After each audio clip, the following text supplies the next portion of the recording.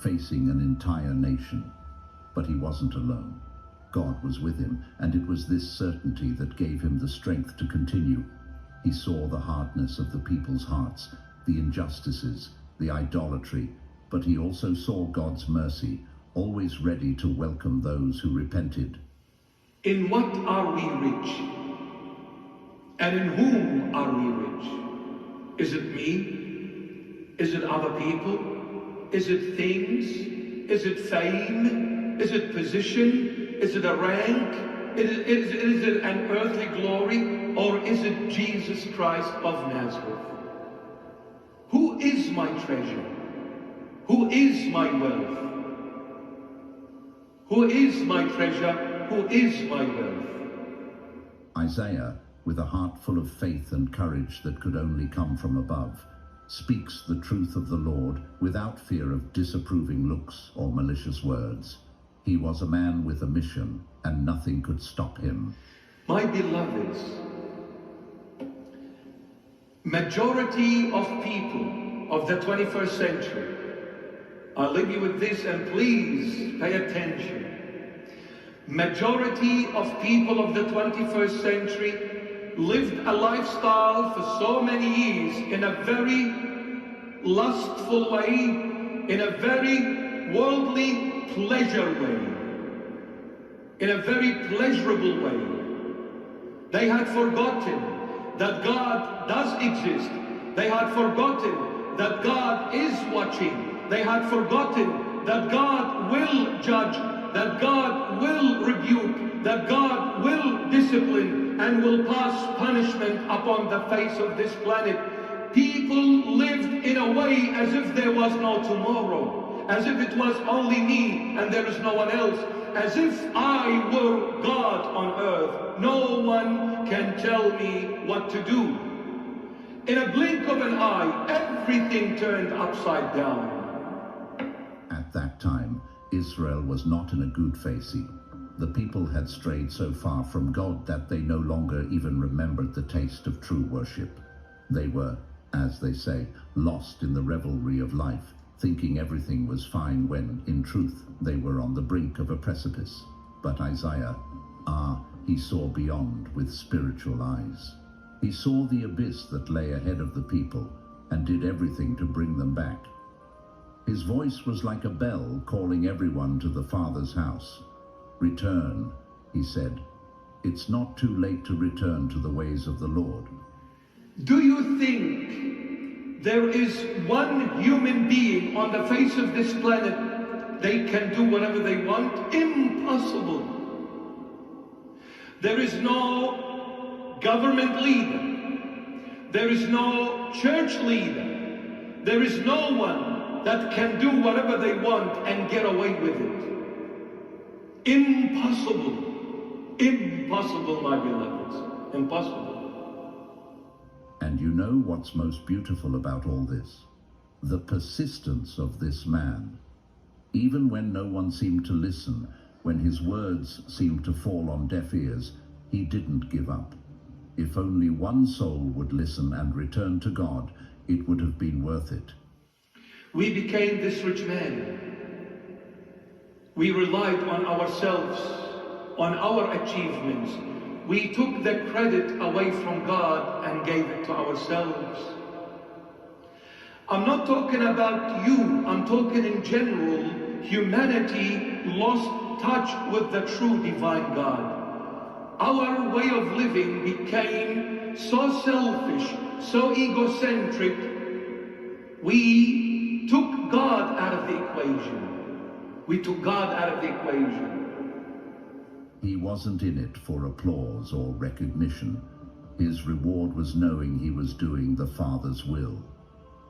This part of Isaiah's story is a true calling for us today. How many times do we face difficult situations and think of giving up? How many times do we speak, but it seems like no one is listening? You see, God allows you to be free. God gives you this privilege in order for you to come and thank Him, not ignore Him and deny Him. When God gives you this freedom to enjoy life, He gives it because He loves you. You are His child. He gives it to you so that you can come and worship him and thank him for everything he has done for you. The day you deny him, he will take away those privileges. Just to get your attention that you have walked away from me, my child. Come back. You've walked away, come back. And when we come back to the Lord and say sorry, he will restore us once again. He will give us a life of dignity. Don't ever think anyone can touch you when Christ is your protector. Don't ever think. And on the other, Manasseh, a king whose heart was hardened by power and practices far from the teachings of the Lord. The situation was tense, as if we were seeing the light trying to shine amidst a storm of darkness. Manasseh wasn't just any king. He had strayed so far that he even practiced things that would make anyone's hair stand on end: idolatry and sorcery. Oh, he was neck deep in things that God abhorred, and there was Isaiah, called to be God's voice in that realm of shadows. The prophet knew the risks and knew his mission could cost him his own life. But his faith? His faith was stronger than fear. Isaiah didn't stay silent, even knowing each word against the king's practices could be his last. Don't ever think. Even if they kill this body. But he had a divine mission, and nothing, absolutely nothing, would make him give up on it. The persecution against Isaiah truly begins. The prophet, this man of unwavering faith, finds himself now in the eye of the storm.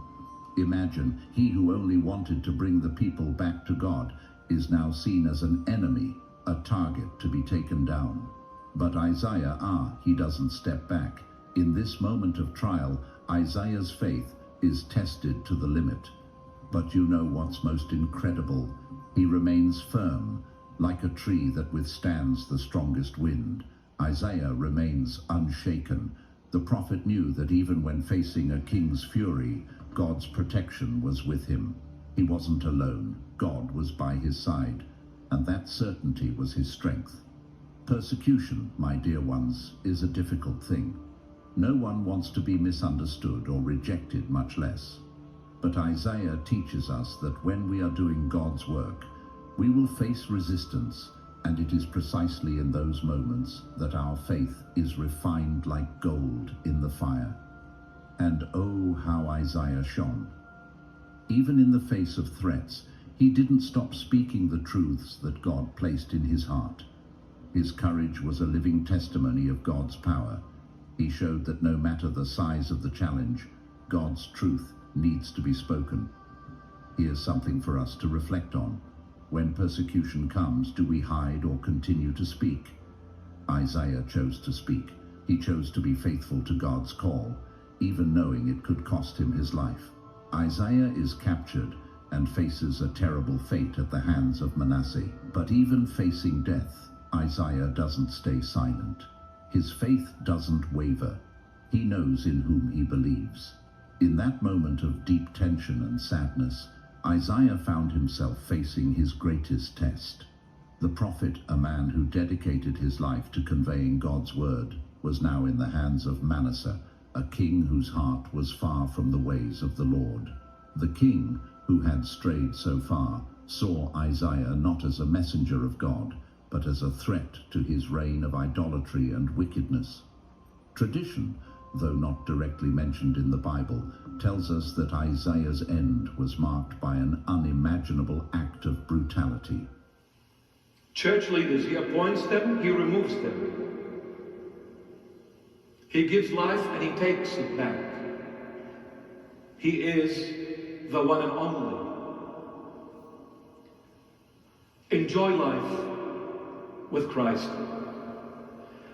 Thank the Lord for what you have. My daughter, my son, thank the Lord for what you have. Thank the Lord for what you have.